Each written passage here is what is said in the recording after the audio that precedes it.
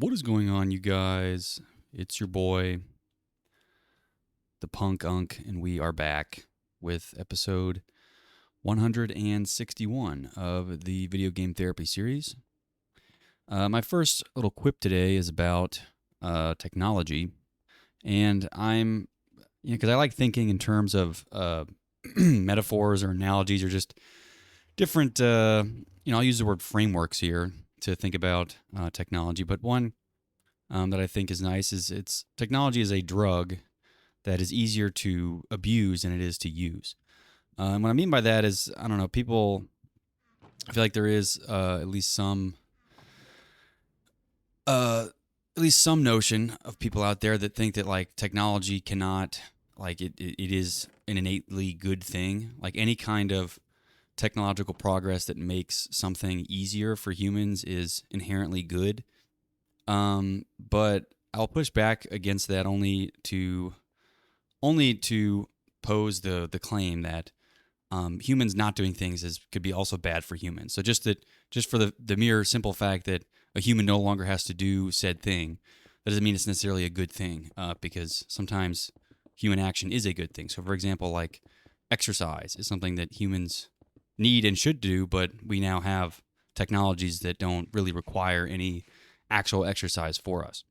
And not to be about like, the loss of craftsmanship or handymanness or whatever, but in general, there is no, or very limited physical, for most people, there's very limited physical requirements to exist, right? You don't really have to do anything. You don't even have to prepare your food. Like that even used to be like the very basics of, like, you have to physically use your body to like cut up carrots or onions or something.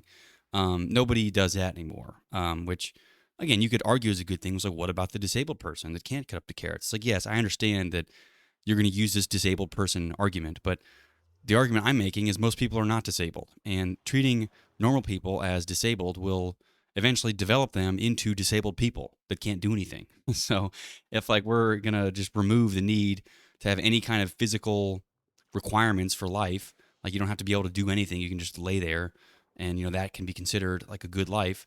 You're going to continue to see retardation in our physical capabilities. And this kind of doubly goes for our mental capabilities, because I've even felt just individually that like my desire to like just to write like documentation for things. I still want to write, like, period. I still enjoy just writing my thoughts and thinking of ways to phrase things that, that act in and of itself is still rewarding. But the more technical parts of writing, or just like, again, documentation is probably the best example I have here, is to a point now because, AI can just do it and will do a pretty good job, I guess. It kind of disincentivized me to do any thinking about how to best document something, only because not only is it my effort that I have to think about, in the sense that is it worth like this time I spend, but has somebody else already done this and have already put themselves plus their AI? Because it's almost like I have to think about, okay, well, is somebody out there with my skills or my abilities, have they done something like this before? I don't want to redo work that's already been done. That's kind of the whole premise of doing things in the open. Is it like, okay, we don't have to redo work, or we don't have to like license and pay for work. We can just, if someone's already done it, you don't have to do it again. But now I'm kind of thinking, well, now it's just not just me versus maybe another person's technical know-how and ability. It's now them plus the AI's extension of them. So it's almost like them plus their AI person, or an AI person. I'm not personifying an AI. I'm just meaning the embodiment of their use of AI as an extension of their contributions to the world, or contributions to code, or the world, I guess, is a fine word to use. But it kind of just disincentivizes me thinking about things more, only because it's growing more and more likely that whatever it is that I want to do, or want to try to do, or want to put effort towards to help myself and others, somebody's already done that, or some AI has already churned out something that's like good enough. So then it's like then the bar for quality goes from like an 80% good enough to like, this needs to be like the best thing it's ever been that's ever been written. Otherwise, it's not really worth doing. Like something is not really worth doing poorly. And I guess the adage is that anything worth being done is worth being done well, which I do agree with. But especially for software, part of the beauty of software was that the incremental, you could get something, you can get prototypes that were incredibly cheap and do almost cost almost nothing besides time. And so that fast prototyping was really an advantage of, and really the draw of software is that you could create some kind of digital product or service or something, or for yourself or whatever. Having done very little like physical prototyping, whereas if you were trying to build a new chair or somewhere new something, even to prototype something physical, you still have to have materials. You got to cut the wood. You have to, measure. You have to literally do things with your hands. And it just, creating software and iterating software was so much easier because it just was all on a computer. And as long as you had a computer and, decent specs or even just anything, you could still get software to do something that you wanted. But now kind of the viability of doing things at an 80% clip just is kind of stupid now. It's like you either need to make the greatest thing of all time that's going to be used and could be the de facto tool, or don't bother building anything. The other way to go about this that I think might be a healthier I guess in between for this is to just, and I've already done like a certain amount of this myself, but just making hyper personalized tools. So this again is in some ways a little bit more of a selfish way of doing it and is not really the ideal, but making tools that are hyper parameterized to your things, your proclivities, your workflows, your files, the way you do things, such that they don't really scale to anybody else. So somebody else doesn't really get anything out of the software that I make, and that's probably true for a few of my existing projects and things. It's like this really doesn't scale to anyone except for me. So even making this available doesn't really help anybody because no one else has the exact same thing as me and wants the same thing. So, and I think AI is a useful tool there, but I think it's made it more difficult especially for newer people to contribute to a larger ecosystem of open things and things. And just because things evolve so much quickly now, people are rewriting stuff, using AI in just a matter of days. So it's almost impossible to keep on top of things. So you almost need to like keep your head down. Like the importance to keep your head down even more is accentuated now. But it's hard because it's like more and more stuff is happening where your head needs to be up. But then in order for you to actually do anything meaningful that is worthwhile, you really have to keep your head all the way down. You can't really spend time with your head up, kind of wondering what other people are doing or what else I should be worried about, or if this is kind of keep your meta concerns at bay. You really have to, have your head down for, an extended period of time and, be dedicated to something, which for many kind of one-off projects that I do, I don't really care that much. It's like, this doesn't need to be done. No one's, making me do this, or no one's asking me to do this. It's just me. And there's no, besides helping myself, there's no real point to that. So it's easy to talk myself out of, at least for those things, just because it's not, it's not very consequential. But anyway, yeah, I guess thinking about technology as a drug instead, I just think people use it kind of as a placeholder to fill incompetencies. So whereas you may at one point have had to learn or develop some kind of ability or skill to do something, now that technology has replaced that need, you can now kind of use that as your tool. And this is even extended from physical things, like machines kind of liberated us from manual labor.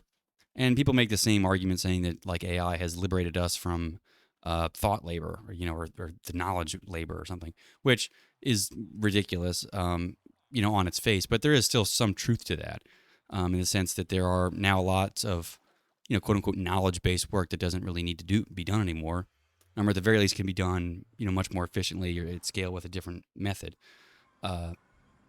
But I still think in general it's easy to become too dependent on technologies and let that neuter your ability. So I guess part of my whole underlying philosophy on, how to live bestly, or how to live the best way possible, is a thoughtful increase in your capabilities as a human, whatever those capabilities may be. So if you're an athlete, that's the capabilities of your sport. If you're a computer scientist, that's how versed you are with algorithms and how well you can put solutions together. And if you're a carpenter, whatever, being like the best skill craftsman or artisan that you can possibly be.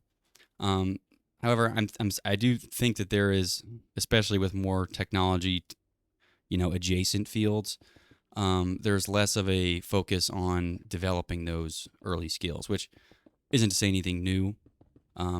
Mostly just to emphasize another concern that I see with that. There's not much of an emphasis, but I don't know. Move on to something else. Either way, it's hard to actually to use the technology instead of abusing it. Like the line between use and abuse is very thin. And I myself don't really know where to put that. Like, where can I say that, like, this is bad and we shouldn't be using this technology versus, well, we should use this as an aid, something. And really my litmus test for any of that is, does it improve your capabilities? Like, does it make your abilities better, or in some way extend or further develop your abilities? Now, that being said, like, well, I can make 40 websites now. I couldn't even make a website before, but now I can make 40. It's like, okay, well, your capability for making a website isn't like your skills, your domain skill of making a website has not been improved because you vibe slop coded 40 websites. That doesn't improve your ability to make websites. Maybe you now have 40 examples to actually learn how to build the website, but you didn't learn website building any better or faster because you were able to generate 40 completed websites. I think the other version of this is somebody that spent 40 hours or something on one website and really learned all the basics and really learned how to do it, and now might be able to actually use AI to kind of speed up the work that they already know how to do. Whereas if you don't know how to do it and you're kind of using AI as a crutch almost, and just letting it fill in the gaps of your knowledge, which is different than like letting it do the whole job for you. I think it's fair to let some of these ML systems kind of fill in gaps of your knowledge in specific areas, especially if you're just trying to get something to work or something done. You don't have to know all the details of security to, or back-end engineering to do something. You can kind of let some of that, some of the AI stuff do that for you. But at the very least, you should be focused and intentional on trying to develop your skills and your abilities more so than just, pushing product or whatever that is. Because again, it's not really the point of, it's never like what you're making, it's how you're making it. And, I don't know. Yeah, let me look at my list here. Yeah, I mean, this is just kind of a smaller quip.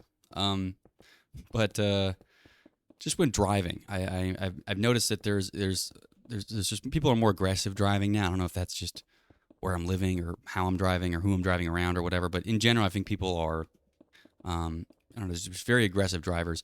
And the speed limit is something that has been bothering me. And not, some people think it's all you should be faster. They shouldn't have a speed limit, or, it's tyrannical to have a speed limit or something. But besides the fact, like, the reason the speed limit exists is to try and keep people safe. And that's kind of the goal of any traffic law. So like the goal of, the reason you get in trouble if you run a red light is because it's dangerous and you could kill somebody. That's obvious. But the speed limit, is almost more of a speed obligation when you're actually out there, because speed limit is 70, everybody's going 75. So everybody is like, doing what is illegal. Now, I'm not saying that driving 75 is, that much more unsafe than driving 69. I understand that there's not that much of a difference. And I know that cops won't really pull you over for going, 5 over. It's not really that's not really the sin. The problem is that drivers that expect people to have to go 75, and then that 75 is kind of this like de facto, actual, average speed. And so they're a fast driver and they get places quickly. So they drive 81. It's like, okay, well now you're kind of pushing up the bar for everybody. And if you're going to go 81 in a 70, now you're kind of like, you should be, that is kind of in pulled over range. So you are speeding. And then you can't really throw your hands up and flick people off who are going like 74. Because this has happened to me like 5 times at this point, where the speed limit's 65 or 70. If it's 65, I'm usually going like 71. And somebody who's going 85 will fly by me and like get really mad at me for like being in the left lane for 2 seconds, or, going into the left lane to get around somebody who's going 50. They're like, throw their hands up and flick me off. And I'm like, do you realize that you're going like 21 over and I'm going 6 over, and I'm like a responsible speeder. I'm speeding, but I'm speeding responsibly. Like there is this space between like, speeding somewhere like a normal speeding, a responsible speeder, versus just like an aggressive driver who's needlessly speeding. So I speed responsibly, whereas I think a lot of other drivers don't really appreciate that. Or at the very least, if you're going to be a raging speeder, don't flip people off and like. I mean, I guess I could have just been running into a few whack jobs that are get pissed off for no reason, but still, it seemed a little like I don't know, it bothered me for some reason. Um, anyway, yeah, I'm a responsible speeder. Let me look at my list here. Try to knock some stuff off. Um, hmm.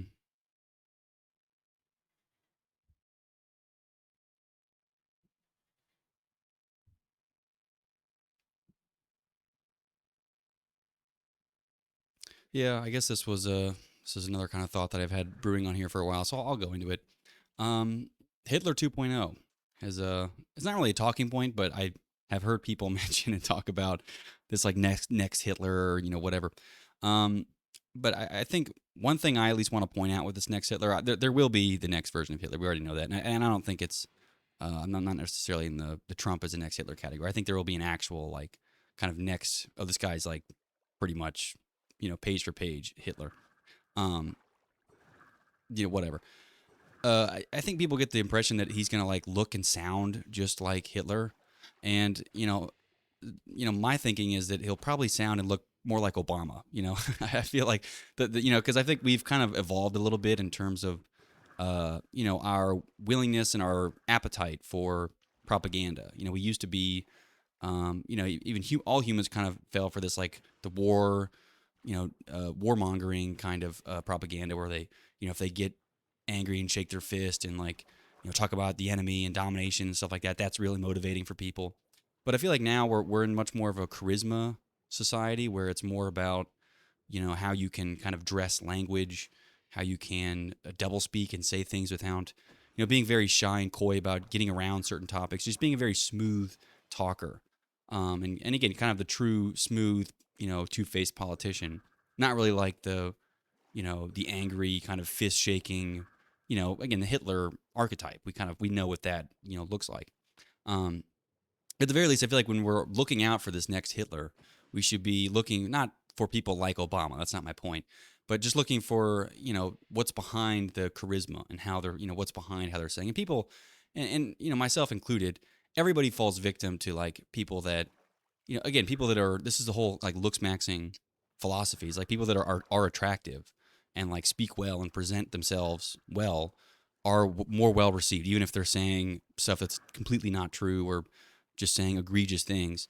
If you're attractive and doing so in a way that's, that's intelligent sounding and is not hyperbolic, then people generally will take what you say with, much more seriousness than if you're an ugly loser incel. So, not to say Hitler was ugly. I'm not here to give him the PSL looks maxing rating, but at the very least, I would expect the next Hitler to be kind of a young, good-looking person, man or woman. Really, I'm not saying it has to be a man.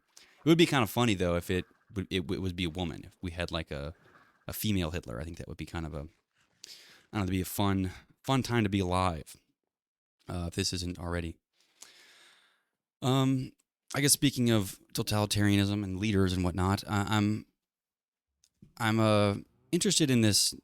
I guess this dichotomy between freedom and equality. I think um, I think one possible way that people look at the world incorrectly is they assume that freedom and equality can somehow exist on the same, like they can both be maximally they can both be maximized in the sense that you can have the maximum freedom with the maximum amount of equality. But I'm coming around to think that there are it's more of a spectrum between freedom and equality, because inherently what freedom might mean and what it could mean and could represent is just freedom to be superior or freedom to not be equal. Because really, otherwise, if you are not free, you then kind of have to be what everyone else is. There is this almost if you're not free, equality is kind of the norm, right? Like, because even if you think about prison, again, this is all prisoners are treated equally, which again is the communist dream, but again, they have no freedom, and the way they're able to, enforce the equality is through a lack of freedom. Really, that's kind of the most obvious example would be, a prison.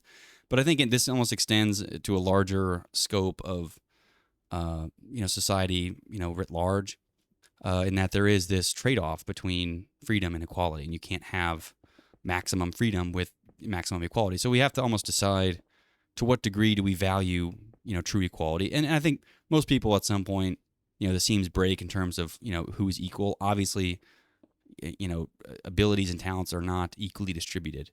And there's people that make that argument and be like, well, even in this other person, like they could still be really, really good at something else. It's like, well, no, I think talents are unequally distributed, unfortunately. And there are people that don't do anything to develop the talents that they do have. So in some way, they're inherently less valuable. And there are other people who have been bestowed great talents and either develop them and seem to be good at everything, or squander them and don't have, and kind of ruined what little ticket they had out to be, better. But at the very least, I don't think that equality, like absolute equality, is necessarily a real concept. I think people can be, like human souls can be considered equivalent. I'm not going to say that the death of one person is a tragedy while the death of others should be, is somehow a success or something like that.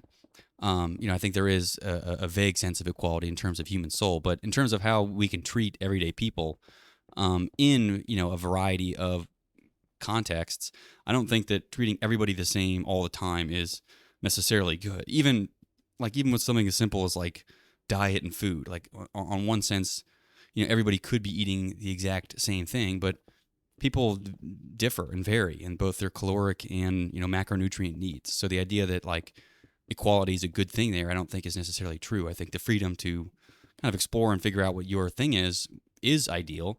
What your calorie count and macronutrients are, but you need the freedom to be able to explore and to do that. But with freedom comes responsibility. So that might even be the third variable with this, is that you in order to have freedom that doesn't I guess damage equality, you kind of need responsibility. And I think freedom without responsibility leads to kind of bad inequality, where good inequality is freedom with responsibility. And if we have pure equality with no freedom, then there's no responsibility. No one's responsible for everything because everyone's equal. It's kind of the whole communist dream or something. And that's not really I don't know. To me, that's not a tenable philosophy either. I do think given the choice between equality and freedom, I think freedom would be more valuable than equality, only because equality is the natural state of being, and freedom is, to some degree, a construct of free will. So having free will allows us to make, what we might call free decisions. But in the absence of that, of pure equality, there's also pure equality of thought, and there's no progress, there's no aspiration or hope, only because there's no free knowledge. There's nothing. Everything has to be equal. So I think most people understand that there is kind of freedom has to exist in a very vague sense, but they might be more interested in trying to promote equality of more material conditions, while not really realizing what the implications are to reduce freedom or to sacrifice freedom for equality. I don't know. I'm trying to think that these are kind of interrelated concepts that as one adjusts, so does the other. So I don't know. Yeah, which I guess to add on a tail to this, nature itself is highly discriminatory, both in terms of like sexes and species and freedom and abilities. Like even like there are birds that birth a child, and like the bird has deformity or something, and it's like, all right, well, you're gonna die. Like unless this is a helpful deformity, it's like, well, you're fucked. And it's like we can feel bad and like try to make the disabled bird feel better or something like that. But at the end of the day, it's like nature doesn't want that. And I know that's like an unfortunate thing. It's like, well, sorry, but you are worse than what we have. Like this is better. Like the healthy bird is better than you, and we kind of want that to continue and not you. And that this sounds very eugenics like, or Hitler 2.0 esque. But it's just a true fact of nature, simply that it is discriminatory. It's discriminatory both, obviously in its uh, determinations of sex, like it makes male and female things for what isn't, for those that don't breed by mitosis, um, or asexual reproduction. But it's also discriminatory in what it wants. It doesn't, it wants things to survive and to thrive. And if you don't do that, it's not very gracious to you. So it's not really interested in equality. I think nature chooses freedom in that sense and doesn't choose equality. And I think it's, maybe it's part of why humans, are, have this ability to be virtuous is we can choose equality and kind of forego freedom, which again, I'm saying in some contexts isn't always a good thing. I don't know. It's all context dependent. Everything is always context dependent. Like I mean, that's why it's. I don't know. I guess people hate talking to me, or I would hate talking to myself, only because I can agree with everything in a certain context, right? Um, I heard this Bible verse, which the Bible, despite its many flaws, as what I guess the Christian church represents, the Bible is a book full of wisdom. That is something to at least walk away from this. It's not just a dumb, stupid book made up. It is full of wisdom. If you're open minded enough to see it. But there's this verse, and I don't know where it's from. I don't know what book it is, but it essentially says it's like it goes through this whole laundry list of things. It's like there's a time for war, there's a time for peace, there's a time for love, there's a time for hate, there's a time for pain, there's a time for healing. There's like, but it does all these opposites. There's a time for love and there's a time for hate. Which yes, there is. There is a time to like put your fist down and be like, no, fuck you. This is not. I'm not doing this. Like this is not This is not what I represent. Not what I want. There's a time to be love, and there's again there's a time. I guess as Bill Burr said, there's a time to give people a hug, and there's a time to go get your gun. That's not always one or the other. You can't always be running around hugging people. You're gonna end up in the back of a trunk. And you can't always get your gun, or you're gonna be shooting all your friends. So it's like there is a time and a place for it all. So it's like everything is kind of context dependent. So like you're never gonna remove that and kind of create these absolute. And because that is kind of the more difficult part with trying to create your own moral system is that you can't commit to these hard rules. Like, let's say killing something is always wrong. That might sound good, like on a very basic level, but then if you extrapolate that to like the nth degree, killing something is always wrong. It's like, okay, well, if we consider animals and trees living, you have to live your entire life and not harm or kill any animal or any tree because that's wrong.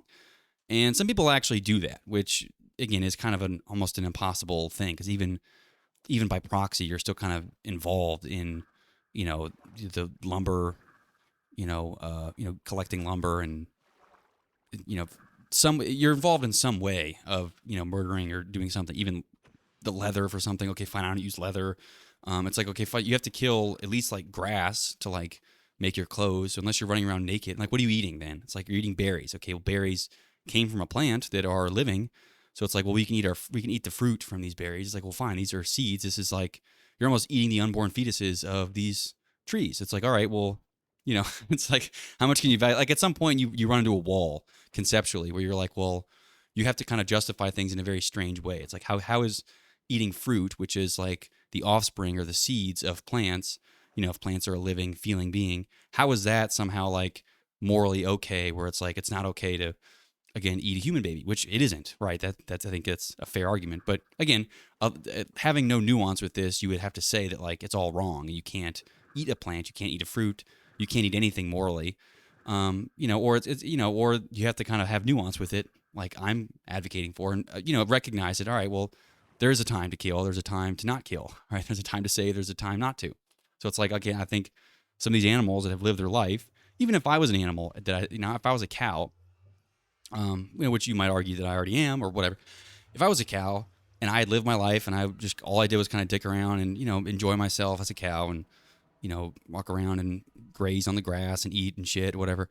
If my time had come, I'd be like, all right, well, kill me and eat me. What else am I what else am I supposed to do? You want me to you want to bury me and like, give my body back to the ground? I guess that's fine too, but I wouldn't care if you ate me and shat me out, and then that's how I ended up back, back one with the earth. Like I'll end up back one with the earth no matter what. It's not going to matter.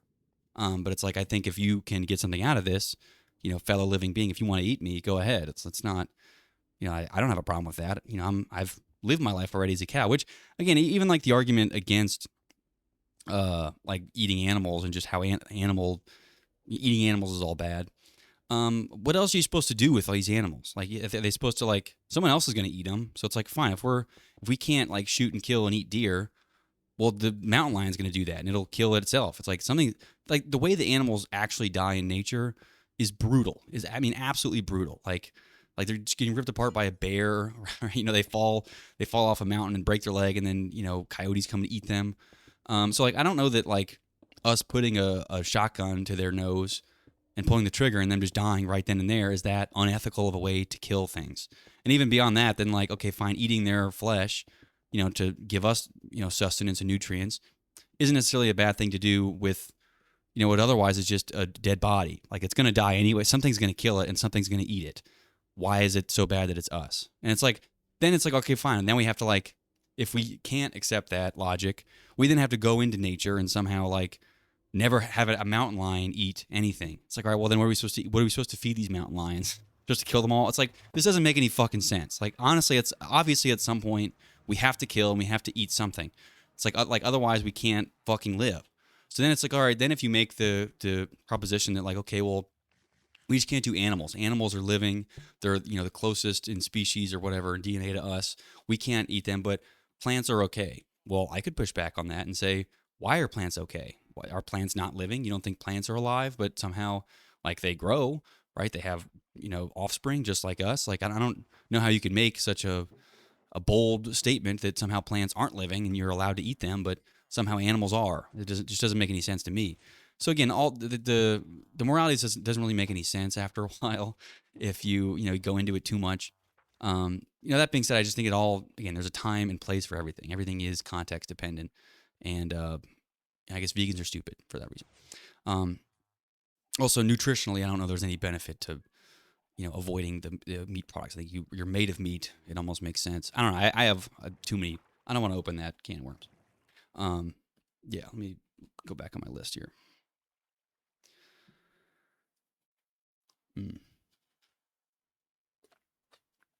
Oh yeah, this is something I could talk about for a while. Censorship. So, I don't know who needs to hear this, or I mean, no one is going to hear this, but for anyone that does need to understand this, censorship doesn't work. It's like the answer to, like I've said before, the onus for free speech shouldn't fall on the speaker. It needs to fall on the listener, at least in the modern era. I think voices are too easily amplified, and there's too many voices to put the responsibility for speaking on the speaker, because there are too many idiots that are going to do that, and there's not a way of policing the people on the digital realm in a way that doesn't involve complete and utter tyranny. And the other issue with censoring something, so suppose that like you're a shit poster on Twitter and you post what's up guys, Hitler 2.0 here, I'm back. I'm going to start. I can't wait for the next whatever it is. New Holocaust is going to drop this next month. Subscribe for more, or something like that. Something that on many platforms would probably get you pulled off, because it's like, all right, you're spreading, hate speech or anti-Semitism or something. Whatever, doesn't matter. All that pulling that tweet or that thing off does is almost kind of provide like ammo and provide validation for, I won't even say the conspiracy theorists, but for that viewpoint. Right? Like it validates an otherwise forgettable, stupid, moronic thing to say. And now it makes it memorable and it makes it significant. And by therefore, some measure, it makes it worth listening to. It's like, oh, that guy had his tweet removed. It must have been something worth removing. Otherwise, why did they remove it? And then it's like, okay, well, then now you're kind of, again, doing the opposite of what you intended to do by censoring them. So it really doesn't work. And the argument against it is like, well, if we can remove things fast enough so nobody can see that, or if we can censor it before it gets posted, no one will even see it, and we're not really amplifying things. But that also doesn't work, because then someone goes, oh, hey, I tried to post this, it didn't get posted, and you guys removed the post that I made about posting this, and now it becomes a whole thing. And like someone can always create their own little website and post their whole experience with this on the website, post it on Reddit gets a hold of it. Now you have a whole another problem of policing free speech, or policing speech that shouldn't have been policed in the first place. So I think a much better stance is to shift the onus, the responsibility of, we'll say free speech, meaning that like the things you hear, you need to validate and you need to make sure are, true or useful or whatever. It needs to shift to the listener and not the speaker, because again, there are too many speakers and there are too easily amplified to put all that. Not the putting pressure on the speakers. The speaker's just going to talk, but on these platforms, it can't realistically or even like theoretically police this without dealing with the problem. So it just in general, censorship is not a useful strategy. And if you're a parent who is worried about their child seeing terrible things on the internet, get your child off of the internet is is the answer. And I know that's like, well, their friends are on it. It doesn't matter. It's like all their friends are also addicted to vaping. Get them off the internet. It is not a place for children. And it's not a place for anyone, honestly. Even there's nothing on the internet that, very few things on the internet are worth seeing for. And I've said this before, that over time, the signal to noise ratio on the internet will get worse and worse, to the point where it, if it hasn't gotten to this point already, it's not really worth, unless you have a extremely curated and like very well thought out, intelligent system for filtering RSS feeds and using sentiment analysis to pull, like, you're almost never going to get the quality of information that you could have gotten from a newspaper 100 years ago. And it's just not worth the effort of doing that. It's like, even if you, like, what information do you even need? And I even almost want to boil this down on a daily, like, simple level. Like, what information do you need today to, like, do the most that you can with today? Like, what information do you need? Do you need, like, celebrity gossip? No, because on any given day, nothing like that, none of that helps you. None of that information helps you. So, again, the argument that it's like, well, it's relaxing and I want to, take a load off and, watch celebrity gossip, I like it, or something like that. I guess that's, the whole entertainment anti-gooner argument, which is a separate one. But even in terms of like the argument, I'm mostly focused on the people that are like, well, I could get important information about the traffic and the weather and other things. Like, this is why I need the news, because I need this important, vital information. Do you? What is this information that you need on a daily basis? Do you, like, what information are you consuming today from the news or from Twitter or whatever that is going to inform your like any decision that you'll make today? Like, are you going to eat any different? Are you going to work out? Or, is there anything new or different that you need that information for? Even so, it's like, what information is going to be shown to you to make you eat different or make you work out? And, like, is it even effective, right? Is it, or what might be more effective is you just being bored for 10 minutes and going, well, fuck it, I have nothing else to do. I might as well cook a meal, a healthy meal, or I might as well work out. I have nothing better to do, and I refuse to sit on here on the internet. So that's what I'm going to do, which I would argue would be a even more effective way of changing and improving behavior than to try and hope and pray that whatever you're going to see on the internet is somehow going to influence you in a positive way, because it won't, and it hasn't. I have very little confidence in what people see on the internet being beneficial to them. And I even wonder from some perspectives if there is some kind of psyop angle, especially with a lot of this, like, I'll even say like neo brain rot stuff, where it's not brain rot in the sense of, oh, it's skibbity toilet.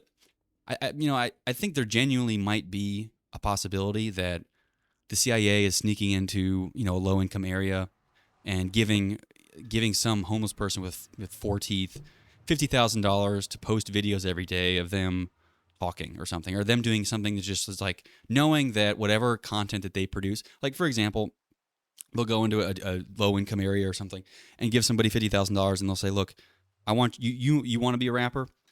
I'm going to make you become a musician. I want you to post a video a month and I'll give you $20,000 or something, or whatever. And so they make videos, and obviously, like, they're not talented. They're horrible. Like, there's a reason they've, just been kind of dicking around, doing very little. And maybe, again, some of these they might have accidentally created some superstars, but by and large, they're like making content for people to laugh at and be like, wow, I must be doing great if people like this are out there and, and making videos. Because otherwise, I don't know what the incentive is for some of these people to make what they're like. Why putting any of this online? And it's gotten to a point where I am kind of beginning to think in conspiratorial terms, because I genuinely am confused as, like, who and what and why would anybody put this online for any reason at all? Like, it just literally doesn't make any sense. So I'm almost wondering if they are being funded, by like some CIA slush fund to, to kind of prop up these, kind of this neo brain rot, group of creators, to then kind of get people distracted on. And some of it might as well just be like ego boosting for regular people. It's just that they see, some cracked out homeless guy with 4 teeth trying to be a rapper and posting, music videos. They might go, well, things aren't that bad, right? I could have 4 teeth and I could be, doing this. But, and the irony of this is that by giving them even just like a little bit of an incentive or just the smallest little platform, and I'm not saying that these people are, controlled by the CIA or run by the CIA or funded by the CIA or something. They're certainly not controlled because I think they're too stupid to be controlled by anybody. But they, might be, might have got some seed funding from, that source. And I'm not saying that that is the case, but nonetheless, they develop a platform where time people are just so shocked that people like this exist and are like doing something with their time, right? And that is kind of the one credit I'll give them, is that the people that are kind of making this content, whether it's, there's one guy who's like recording himself, peeing and all this stuff, and he's just like this piss guy, and he's all obsessed with urine and like drinking it and all this crazy shit. And again, you could just point to like, oh, this guy's obviously has psychological, mental issues, which is probably true. But then again, it's like, what is he doing? How is he making any money? Like, is he just living off of, and then why is he posting all this? Or like, what is the incentive? Like, is he trying to make this a career? It doesn't seem like he has any even interest or media training. It's not even like this person is like a wannabe Jake Paul guy. This person's literally just a nut who is recording videos of him pissing and things. So I don't know. That's kind of a conspiracy that I have, that they're, the CIA or one of these, government agencies is kind of paying people to create content that is very low IQ. And honestly, it could even be like a Chinese thing. Like, it could be the CCP. Because I'm thinking in terms of a propagandist working for a state actor. It's like, all right, well, what's one way to kind of inebriate and make a populace stupid is, okay, well, let's just pay people to make stupid stuff and promote the stupid stuff on the platform, and then get people to engage with stuff that's stupid. And great, now we're wasting everyone's time with stupid stuff.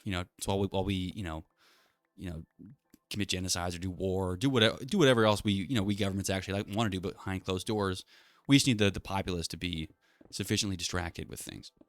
I guess speaking of distraction, this was something I got really upset about. I use the word upset. Every time I say the word upset, it feels like I'm crying or something. And upset for me, I guess in this context, is me just being pissed off. I should have just said pissed off. But when I do say upset, I do get this kind of crying little boy vision in my head. But I got upset about this. LeBron James and like gambling. I'm just using LeBron here as the example because there are many other athletes that are just as guilty as this. But just kind of, and this is less about any of the individual people. It's not about LeBron, but more about just the philosophy of sport as a whole. So if you don't know and you're not aware, there's a huge sports gambling push right now. Everybody and their mother is forcing gambling apps. Every states that have legalized it. It's been legalized in my state, and it's just been plastered everywhere. Every fucking, there was a sign I used to drive by that was like, cybersecurity awareness, like protect your child online, be aware of threats, like look out for phishing email, whatever. It was some like big billboard that had that. And I was like, oh, this is actually like one of the few like public awareness signs that I think is actually not that bad. Like, there's other ones like don't drink and drive, or is it worth it, your last text? Like, oh, this is pretty good, actually. Cybersecurity awareness, this is a good thing for people to be concerned with. Well, of course, they ripped it down and replaced it with DraftKings. First $200, first bets are free. So they're just shoving gambling down everyone's throats, and they're kind of turning sports into this circus where it's all about covering the spread and gambling. And how can we make more money off of these people? And the way gambling companies financially run is that they all this is the same way casinos work, is it's whales. Like, they don't make money from, the tech guy who puts in $10 on the game, and even the guy who's like kind of a half key degenerate gambler where he'll like, put like $500 or $600 a week, but he has the extra money, he can spare it, but every once in a while, every couple months or every year or so, he'll have a big parlay that hits and he'll make, $6,000 or something. And then he'll again bleed $500 a week. They make some money from those guys, but they make the majority of their money through people that liquidate their retirement. They take out triple mortgages on their house. They reverse mortgage their house. Like, they'll get people hopelessly addicted to gambling. And it used to be just with stupid slot games and other stuff, but now it's like actual fucking professional athletics, which I think is the problem. And LeBron, I've never even seen this commercial. I'm just aware that he's done this, but he's done like ad reads and like commercials and stuff for these gambling companies. And the optics of that look horrible for him because it's like, well, gambling kind of put a whole, tainted Jordan's career because we're like, oh, he's a gambler. That's not good for the sport. And now it's like LeBron isn't really a gambler, but is now kind of, getting paid. I'm sure it's millions of dollars or billions of dollars to be a spokesperson for a gambling company that is, kind of killing, the whole philosophy of sport. And the other reason I see this is so bad is that they're just not, just gambling as a whole, as a theory of doing anything is not conducive to the betterment of humanity. Like the concept of gambling is like taking risks on things. But gambling in this context is only ever financial risks, which financial risks don't they don't develop humans into any better version of themselves. Meaning that like you can learn something from making a financial mistake. I'm not saying that you can't learn anything, but in general, like people don't learn from their financial mistakes usually. And second, they don't teach you anything physical or practical about the world. Like it's all just money that you lost, and you lost money because of this thing. But it's not like, oh, you fell off the ladder and broke your back because you didn't stabilize the ladder at the bottom, or you didn't wear your glove while using a jigsaw, so now you have a cut on your hand and you have to, stitch it up or something. Like there are lessons that you can like, those in some ways are like little micro gambling things where it's like I kind of gambled on this, didn't follow the safety precautions, and now I'm paying. Whereas these financial gambling is all just, well, I lost money, and it's like, okay, well, I can just make more money. It's not a problem. But it kind of almost relegates like risk taking to this like weird financial way where it's only risks are always good. It's always a good thing to be taking risks. And it's like, what does it matter? All is well that ends well if you make money. It's like it doesn't matter as long as you make money at the end of it. Because even somebody that has made one of those tech guys that has made $8,000 with hitting some parlay or something. It's like, well, I've only ever made money with this. I've only ever made money. It's like, okay, well, first of all, it's not about you. Second of all, the sport itself should be about what sports represent: teammates working together, adversity, coming back from injury, physical prowess, communication, combining individual performances with a team victory, winning, overcoming a defeat. Right? There's many like virtuous and positive things that athletics represents, and gambling does not improve or benefit or accentuate any of those. In fact, it only ever detracts from that. It kind of forces all the good things about athletics and sports into, well, it doesn't matter. Does it make me money? Like it's again, it's another kind of manifestation of this financialization of everything. Everything has become a financial vector, of a vehicle of some kind. And the real insult here is just that LeBron, as kind of a figurehead of an athlete, and again, with influence deserved or not, he still has influence over the sport and the ways, the directions that sports go. And I'm sure he has influence over the league. Like if he doesn't, if he says, if LeBron came out yet tomorrow and said gambling companies are a scourge on this sport, they should be banished. Fuck gambling companies, they can suck my dick. If he came out and said that, I mean, not only their stock would obviously tank, but like that would be a good thing for the sport, like the sports. And yes, maybe they'd make less money, but the point isn't about the fucking money. That is the problem. The problem is you've made everything. The purpose of any life, of all existence on Earth, is to make fucking money. Then what? Really? That's not the fucking point of that's not the point of sports. That's not the point of everything. That's what, if I was LeBron, that's what I would come out and say. I would say, fuck these companies, get them out of our sport. They don't belong. It's not what basketball is about. It's never what it's been about. It won't be what it's about. I will not stand for this. I'm not going to play next year if they don't get rid of, some shit like that. But the problem is then you'd have some other fucking sellout that would just go up there, oh, he's not going to do the ad read. I'll read it. Because they have no fucking spine, right? And it's like, it's refreshing to finally see the 1 in 4,000 athletes who's like, well, hey, why didn't you sign with them? They were going to give you more money. It's like, well, I didn't fucking care. I wanted to play here, and $15 million is plenty of money. I don't need any more money than that. And if I do need more money than that, it's my fucking problem. Not, I'm not going to, skip out on, for $2 million with some company or with some team when I'm making $400 million. It's like if $400 million if the different, if you're going to make a life changing decision to move somewhere else over $2 million when the deal is a $500 million deal, you're a retard. Like, how much money is enough money? What are you really going to do? You're going to save this money for what? Your kids?